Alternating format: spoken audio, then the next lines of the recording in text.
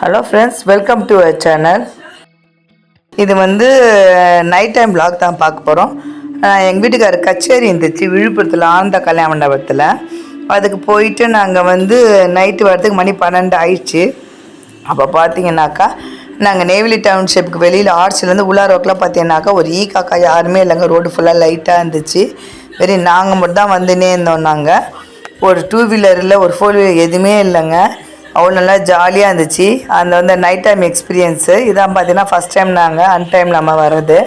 அது பார்த்தீங்கன்னா மீதி ஊர்லலாம் பார்த்தீங்கன்னா நல்லா பிஸியாக இருக்குது. எப்போ தான் அந்த 2 வீலர் 4 வீலர் எல்லாம் போயின்னு இருக்கோம்.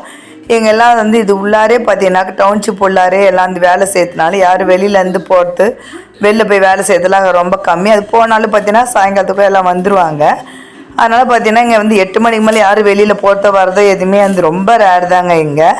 அதனால் பார்த்தீங்கன்னாக்கா இங்கே பஸ்ஸு எல்லாம் பார்த்தீங்கன்னா ஒரு நைட்டு 9 மணியோட ஃபுல்லாக இதுவாகிடும்.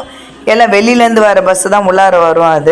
அதனால் பார்த்தீங்கன்னா எனக்கே இது வித்தியாசமாக இருந்துச்சு. நான் ஷூட்டிங்லாம் எடுக்கல, யாருமே இருக்க மாட்டாங்களே, வெறும் நம்ம மட்டும் தான் இருப்போம். அந்த மாதிரி தான் இருந்துச்சு. அங்கே ரோட்டில் வர எக்ஸ்பீரியன்ஸ் நல்லா ஜாலியாக வந்துச்சு, நல்லா வந்துச்சு.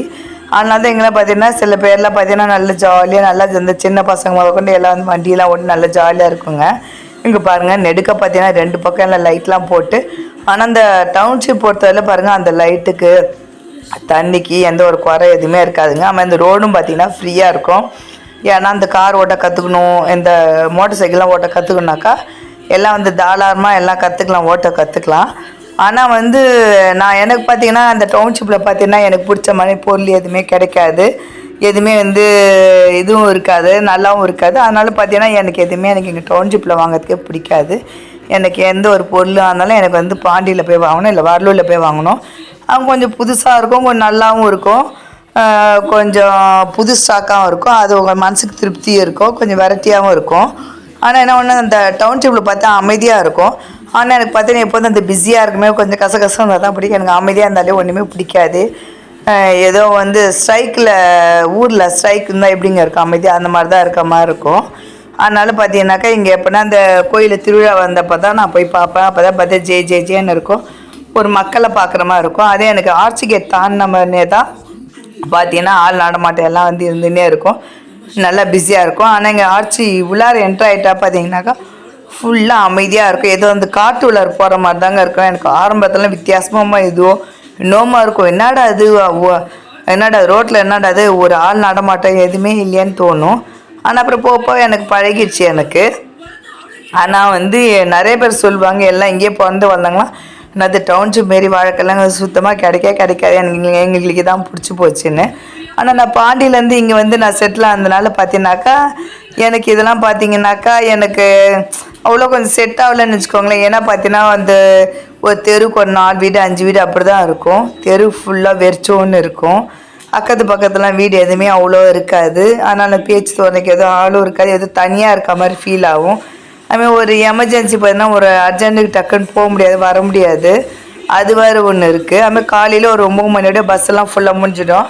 ஏன்னா டக்குன்னு வெளியில் எங்கன்னா போகிறதுலாம் போக முடியாது. அதுக்காக தான் எல்லாம் அவங்க சொந்த யூஸ்க்காக எல்லாம் கார் வச்சுருப்பாங்க. டக்குன்னு என்ன ஒரு அன்டைமுக்கு எங்கன்னா வெளில எங்கன்னா போகணும் வரணும் எல்லாம் கார் எல்லாம் வச்சுருப்பாங்க. அது ஒரு எனக்கு ஆரம்பத்தை பார்த்தா எனக்கு பஸ் டைமிங்ஸ் எல்லாம் உனக்கு பார்த்தீங்கன்னா பாண்டிக்கு போயிட்டு திருப்பி எனக்கு நெய்வேலி டவுன்ஷிப் பார்க்கலாம் கஷ்டமாக இருக்கும், எந்த பஸ் பிடிக்குதுன்னா போகிறதுன்னு. இதான் பார்த்தீங்கன்னா எங்கள் ஊர் பஸ் ஸ்டாண்ட் பாருங்கள். இன்னும் ஒரு 2-3 பஸ்ஸு தான் இருக்கும். ஆனால் பார்த்தீங்கன்னா எனக்கே இது செட் ஆகிடுச்சிங்க. எனக்கு டக்குன்னு பாண்டிக்கு பார்த்துக்கு பார்த்தீங்கன்னா த்ரூ பஸ் இருக்காது. காலைல ஒரு 6:30 மணிக்கு தான் த்ரூ பஸ் இருக்கும், பாண்டி பஸ்ஸு.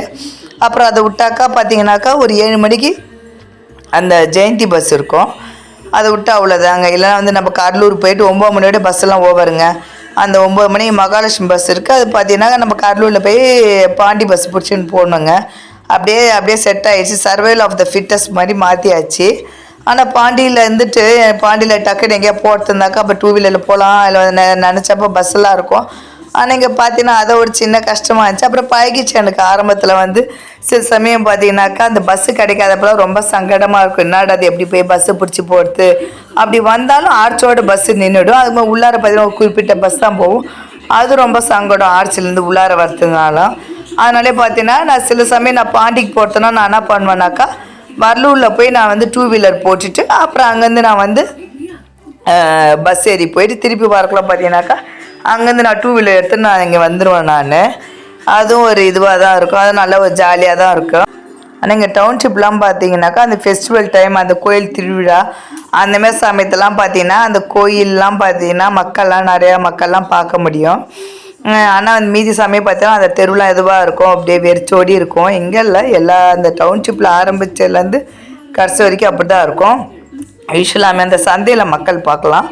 இங்கே யூஸ்வலாக டவுன்ஷிப் பார்த்தீங்கன்னா செவ்வாய்க்கிழமை சந்தை இருக்கும், வியாழக்கிழமை சந்தை இருக்கும், அந்தமாரி ஞாயிற்றுக்கிழமை சந்தை இருக்கும். அந்தமாரி சந்தையில் பார்த்தீங்கன்னா மக்களை பார்க்கலாம். யூஸ்வலாக இந்த கல்யாணத்தில் பார்க்கலாம். ஆனால் அந்த மீதிப்படி வேறு எங்கேயும் பார்க்க முடியாது.